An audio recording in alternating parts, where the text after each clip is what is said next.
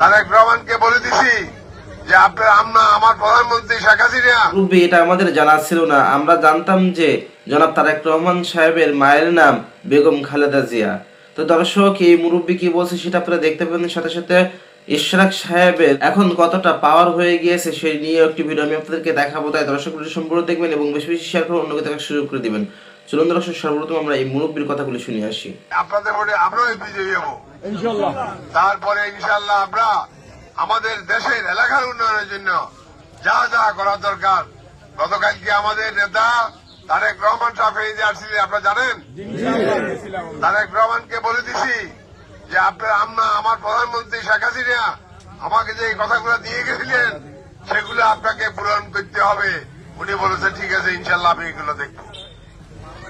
দর্শক, এই মুরব্বীকে নিয়ে আপনার কি মতামত অবশ্যই কমেন্ট করে জানাবেন। চলুন দর্শক, এবার আমরা দেখে আসি ইশরাক সাহেব কি বলছেন। আমরা যদি ঘোষণা দেই তাহলে ঢাকা শহরে জামাতের প্রার্থী রাস্তায় নামতে পারবে না। একদিন আগেই কোন এক দলের একজন প্রার্থী বলেছেন যে ঢাকার শহরের কোনো সিট কাউকে দিব না, এমন একটি ভিডিও ভাইরাল হয়েছে। আসলে এর প্রতিক্রিয়া কি দিবেন? আসলে এর প্রতিক্রিয়া বলবো, এটা অত্যন্ত দুঃখজনক যে এই ধরনের একটা মন্তব্য একটা গুরুত্বপূর্ণ ঢাকার একটা গুরুত্বপূর্ণ আসনের একজন প্রার্থী করেছে।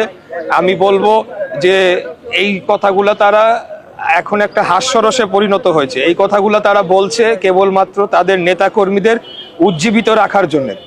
আমরা যদি ঘোষণা দেই তাহলে ঢাকা শহরে জামাতের প্রার্থী রাস্তায় নামতে পারবে না, সেটা জামাত হোক বা ইয়েই হোক। কিন্তু আমরা আন্দোলন সংগ্রাম করে এই জায়গায় আসছি, আমরা ভেসে আসি নাই।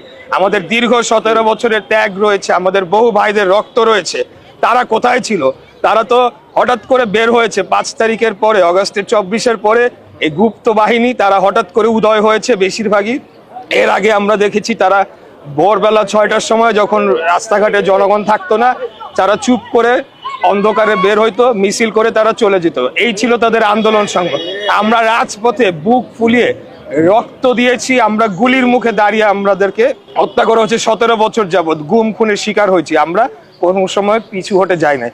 তাই এখন যেটা বলছে, তারাও জানে যে তাদের সব ঢাকা শহরের সবগুলার জামানত বাজেয়াপ্ত হওয়ার সমূহ সম্ভাবনা রয়েছে। এটা তারাও ভালোভাবে জানে। এটা কেবল তাদের নেতা কর্মীদের উৎসাহ জাগানোর জন্য তারা করছে। আর যদি তাদের অন্য কোনো চিন্তা ভাবনা থেকে থাকে তাহলে বলে দেব যে ইলেকশনের অনেক আগেই আমরা তাদেরকে ক্লোজ করে ঢাকা থেকে বিতাড়িত করে দেবো। এটা আমি বলবো।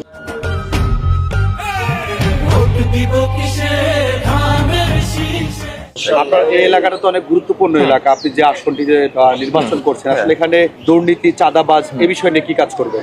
আমরা আরেকটা প্রতিশ্রুতিও দিচ্ছি যে সকল এখানে ব্যক্তিবর্গ তারা অবৈধভাবে বিভিন্ন জায়গায় স্থাপনা নির্মাণ করছে, ফুটপাতে অবৈধভাবে স্থাপনা নির্মাণ করছে, রাস্তায় স্থাপনা নির্মাণ করছে এবং সেখান থেকে চাঁদা তুলছে, এদের ব্যাপারে আমরা 0 টলারেন্স নীতি গ্রহণ করেছি। কোনো অবৈধ স্থাপনা এবং অবৈধ কর্মকাণ্ড আমাদের দল সেটাকে অনুমোদন করে না। আমরাও তার বিরুদ্ধে একটা জোরালো অবস্থান নিয়েছি এবং আমরা 0 টলারেন্স নীতি এই ব্যাপারে আমরা অবলম্বন করবো ইনশাআল্লাহ। দর্শক, আজকের ভিডিও পর্যন্ত। ভিডিওটি লাইক দিবেন এবং বেশি বেশি শেয়ার করে অন্যকে দেখার সুযোগ করে দিবেন। আসসালামু আলাইকুম।